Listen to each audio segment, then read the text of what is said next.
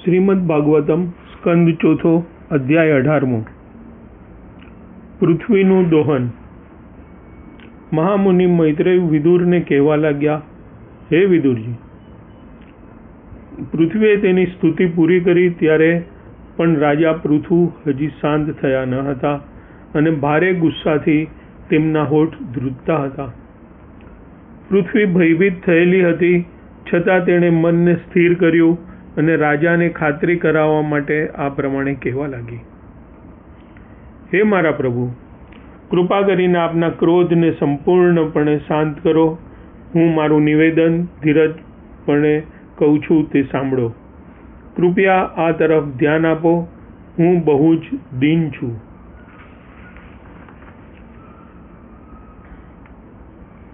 શ્રુતિઓ અને સ્મૃતિઓમાં નિરૂપાયેલા સિદ્ધાંતોનું મનુષ્યએ માત્ર આધ્યાત્મિક જીવનમાં જ નહીં પરંતુ ભૌતિક જીવનમાં સુદ્ધા પાલન કરવું જોઈએ। મનુષ્ય સમાજને લાગે વળગે છે ત્યાં સુધી મનુસ્મૃતિનું પણ અનુસરણ કરવું જોઈએ, કારણ કે આ નિયમો માનવ જાતિના પિતા શ્રી મનુએ આપેલા છે। દરેક મનુષ્યનું કર્તવ્ય છે કે તેણે પોતાનું જીવન એ રીતે ઘડવું જોઈએ કે તેનો બીજો જન્મ લાભકારક મળે, જેથી માનવ ધ્યેય સફળ થવાની ખાતરી મળે। આવો મનુષ્ય સહજ રીતે જીવન તથા સુખનો આનંદ માણી શકે છે। પૂર્વે થયેલા ઋષિમુનિઓએ કહેલા સિદ્ધાંતોને અનુસરવાથી આપણે સંપૂર્ણ જીવનનું ધ્યેય સરળતાથી સમજી શકીએ છીએ। સમગ્ર માનવ સમાજને સુખી અને સમૃદ્ધ કરવા આપણે જીવન મુક્ત પુરુષોએ આપેલી અધિકૃત પદ્ધતિઓને ગ્રહણ કરવી જોઈએ। આપણે જીવન મુક્ત પુરુષો પાસેથી દોરવણી લેવી જોઈએ। પૂર્ણ પુરુષોત્તમ ભગવાનના દિવ્ય વચનોમાં સંપૂર્ણ શ્રદ્ધા ધરાવવાથી અને તેમના ઉપદેશ અનુસાર ચાલવાથી મનુષ્ય તરત જ ગુરુ થઈ શકે છે। જીવોના ઉપયોગ માટે બ્રહ્માએ આ ભૌતિક જગતનું સર્જન કર્યું હતું। પૃથ્વી ઉપર પેદા થતી બધી જરૂરિયાતો, ફળ, ફૂલ, વૃક્ષ, ધાન્ય, પ્રાણીઓ અને પ્રાણીજન્યોની આડપેદાશો ભગવાન વિષ્ણુના સંતોષાર્થે યજ્ઞમાં વાપરવા ઉત્પન્ન કરવામાં આવી હતી, પરંતુ સમયરૂપી ગાયરૂપી પૃથ્વી અહીં નિવેદન કરે છે કે જેમની પાસે આધ્યાત્મિક સમજણ માટેની કોઈ યોજના નથી, એવા અભક્તો આ બધી ઉપયોગી વસ્તુઓ વાપરી રહ્યા છે। જો કે અનાજ, ફળ, ફૂલ પેદા કરવાની પૃથ્વીની અંદર વિપુલ શક્તિઓ છે, છતાં આધ્યાત્મિક ધ્યેય વિહીન અભક્તો જ્યારે આ બધાનો દુરુપયોગ કરે છે ત્યારે પૃથ્વી પોતે જ આ પેદાશને અટકાવે છે। મનુષ્ય બધા પ્રકારના કાર્યો કરી શકે છે, પરંતુ તે કૃષ્ણને સંતોષવા માટે કરવા જોઈએ। ભગવાનના ભાગવતના 12મા સ્કંધમાં જણાવ્યું છે કે કળિયુગના અંત ભાગમાં લોકો એટલા ભ્રષ્ટ થઈ જશે કે અનાજ, ઘઉં, શેરડી, દૂધ કશું પેદા થશે નહીં। હે રાજા, અભક્તો દ્વારા અનાજ ને વનસ્પતિનો ઉપયોગ થઈ રહ્યો છે। એટલું જ નહીં, પરંતુ મારે વિશે કહું તો મારી યોગ્ય રીતે જાળવણી થતી નથી। ખરેખર ઇન્દ્રિયો ભોગ માટે જ અન્નનો ઉપયોગ થાય। ચોર બનેલા દુર્જનોને સજા ન કરીને રાજાએ મારી ઉપેક્ષા કરી રહ્યા છે। તેથી કરીને યજ્ઞ કરવા માટે જરૂરી જે બીજ હતા તે બધા મેં સંતાડી દીધા છે। ઔદ્યોગિક અને ખેતીની પેદાશો મોટા પાયા ઉપર ઉત્પન્ન કરવા માટે વિશાળ વ્યવસ્થા અસ્તિત્વમાં છે। આધ્યાત્મિક સામ્યવાદ અનુસાર પૃથ્વીની સપાટી પરથી તમામ સંપત્તિ ભગવાનની જ છે। સાધન સંપત્તિ વાપરવાનો લોકોને અધિકાર છે, પરંતુ તે ભગવાનને અર્પણ કર્યા પછી જ પ્રસાદ ગ્રહણ કરવાની આ પ્રક્રિયા છે। મારી અંદર રહેલા બધા અનાજના દાણા ઘણા લાંબા વખત સુધી સંગ્રહાયેલા હોવાથી તે બગડી ગયા છે. માટે આપે આચાર્યો તથા શાસ્ત્રોએ ચિંધેલા પ્રમાણભૂત માર્ગ દ્વારા એ બીજ બહાર કાઢવા માટે વ્યવસ્થા સત્વરે કરવી જોઈએ. પૃથ્વીએ એવી સ્પષ્ટતા તો કરી જ છે કે અભક્તો અન્ન પેદાશો ભોગવી રહ્યા હોવાથી તેણે યજ્ઞ કરવા માટે અનાજના બીજ સંગ્રહી રાખ્યા છે. હવે અનાજ પેદા કરવાની આધ્યાત્મિક પદ્ધતિમાં નાસ્તિકો બેશક વિશ્વાસ કરશે નહીં, પરંતુ તેઓ માને કે ન માને એ તો સત્ય જ છે કે આપણે ફક્ત યાંત્રિક સાધનોથી અનાજ પેદા કરવામાં સ્વયં સમર્થ નથી.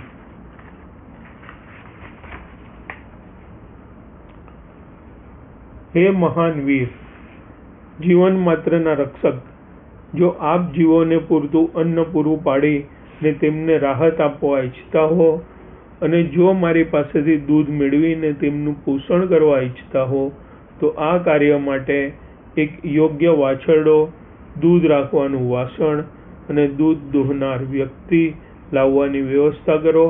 મારા વત્સ પ્રત્યે હું વાત્સલ્યપૂર્વક હોવાથી મારી પાસેથી દૂધ લેવાની આપની ઈચ્છા પરિપૂર્ણ થશે. ગાયને દોવા માટેની આ સરસ શીખ છે.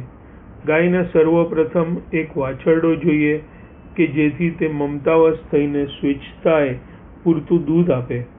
એક કુશળ દોહનારો અને દૂધ રાખવા અનુકૂળ પાત્ર પણ હોવું જોઈએ. જેવી રીતે વાછરડા તરફ મમતા ધરાવ્યા વિના ગાય પૂરતું દૂધ આપતી નથી, તેવી રીતે કૃષ્ણ ભાવના પારાયણ મનુષ્ય પ્રત્યે વાત્સલ્ય અનુભવ્યા વિના પૃથ્વી જરૂરી વસ્તુઓ પૂરતા પ્રમાણમાં પેદા કરતી નથી. જોકે પૃથ્વીએ ધારણ કરેલા ગાયના રૂપને એક રૂપક તરીકે જોઈ શકાય, છતાં આ શ્લોકમાં અર્થ બહુ સ્પષ્ટ છે. જેવી રીતે વાછરડો ગાય પાસેથી દૂધ મેળવી શકે છે, તેમ પ્રાણી, પક્ષી, મધમાખી, સરીસૃપો તથા જળચરો સહિત તમામ જીવો પોતપોતાનો ખોરાક પૃથ્વી પાસેથી મેળવી શકે છે. પૃથ્વીએ પહાડો અને પર્વતોને તોડી ભૂમિ સમથળ કરવા મહારાજ પૃથુને વિનંતી કરી હતી.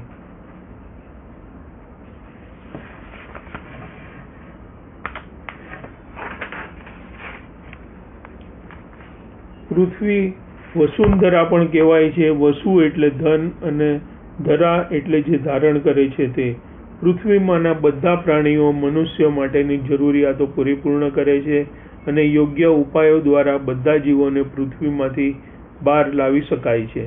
પૃથ્વીએ સૂચવ્યા મુજબ રાજા પૃથ્વીએ સ્વીકાર કરી શરૂઆત કર્યા મુજબ જે કંઈ પૃથ્વીમાંથી, ખાણોમાંથી કે ભૂમિની સપાટી પરથી અથવા વાતાવરણમાંથી લેવામાં આવે તેને હંમેશા ભગવાનની સંપત્તિ ગણવી જોઈએ અને તેનો ઉપયોગ ભગવાન વિષ્ણુ યજ્ઞ માટે જ કરવો જોઈએ. ભાગવદ્ ગીતામાં નિર્દેશ થયો છે તેમ યજ્ઞ પદ્ધતિ સૃષ્ટિના પ્રારંભ કાળથી જ પ્રસ્થાપિત થઈ હતી. નિયમિત રીતે યજ્ઞ કરવાથી, સંપત્તિના સમાન વિતરણથી અને ઇન્દ્રિય તૃપ્તિના નિયંત્રણથી સમગ્ર જગતને સુખી અને સમૃદ્ધ બનાવી શકાય છે. વેદ જ્ઞાન મનુષ્ય સમાજ માટે એક જરૂરિયાત ગણાય છે. કળિયુગમાં જો નિત્ય કીર્તન તથા શ્રવણ કરવામાં આવે તો તે સર્વ સમાજોનું શુદ્ધિકરણ કરશે અને એ રીતે મનુષ્ય જાતિ આધ્યાત્મિક તથા ભૌતિક રૂપે સુખી થશે. જેવી રીતે દેવો પેય તરીકે સોમરસનો ઉપયોગ કરે છે, તેમ અસુરો પણ મદિરા અને આસવોના રૂપમાં પોતાને અનુકૂળ પ્રકારના પીણા પીએ છે. મદિરા તથા આસવો હલકી કક્ષાના હોવાથી તેમને લોખંડના પાત્રમાં રાખવામાં આવે છે અને સોમરસ શ્રેષ્ઠ કોટીના હોવાથી તેને સોનાના પાત્રમાં રખાય છે. કુટુંબના ભલામાં જે લોકો રસ ધરાવે છે તેમણે પિતૃવતા કહેવાય છે. જો મનુષ્ય ભગવાન વિષ્ણુનો પ્રસાદ નિત્ય લેતો હોય તો તે ભૂત પ્રેત થતો નથી અને મનુષ્યથી ઉતરતી કક્ષાની યોનિમાં જતો નથી.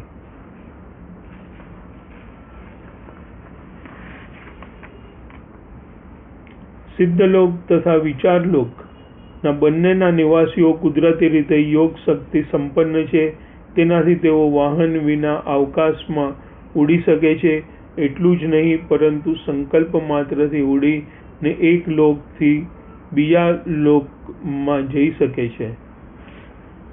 કરદમ મુનિએ એક વિશાળ વિમાનની રચના કરી હતી.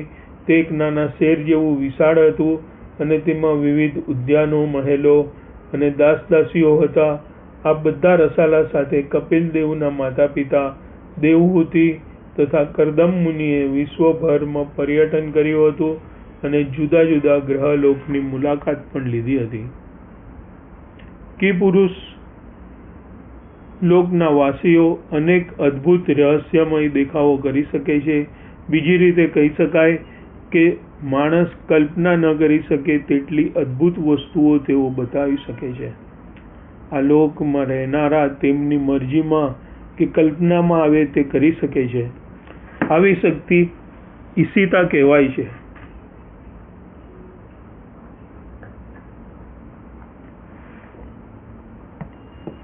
અસુરો સામાન્યતઃ યોગ સાધના વડે આવી શક્તિઓ શીખે છે. શ્રીમદ ભાગવતમના 10મા સ્કંદમાં અસુરો અનેક પ્રકારના અદ્ભુત રૂપોમાં કૃષ્ણ સમક્ષ કેવી રીતે આવે છે અને તે વિશે આબેહૂબ તેનું વર્ણન કરવામાં આવ્યું છે. દાખલા તરીકે બકાસુર એક રાક્ષસી બગલાના રૂપમાં કૃષ્ણ અને તેમના બાલ મિત્રો સામે આવ્યો હતો. ભગવાન કૃષ્ણ આ લોકમાં વિદ્યામાન હતા ત્યારે કિપુરુષ જેવી અદ્ભુત રહસ્યમય શક્તિઓ બતાવી શકનારા અનેક અસુરો સાથે તેમને યુદ્ધ કરવું પડ્યું હતું.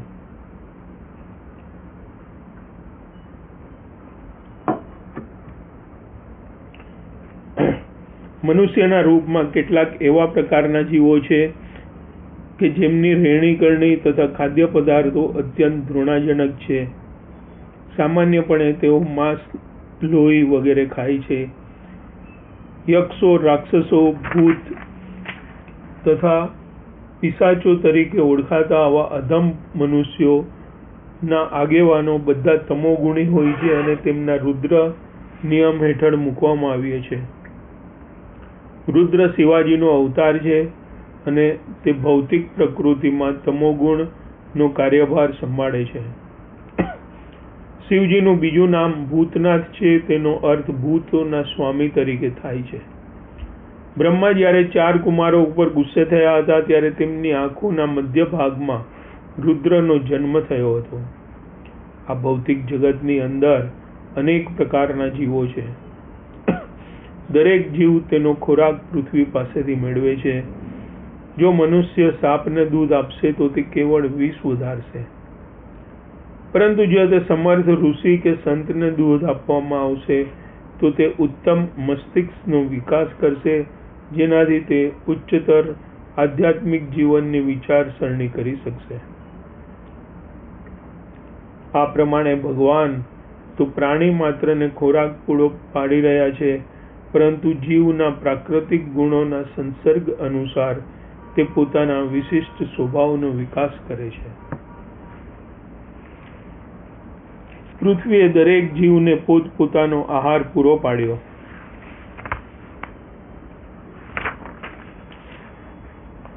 ભગવાન જીવ માત્રને ખોરાક પૂરો પાડે છે એનો આ પુરાવો છે.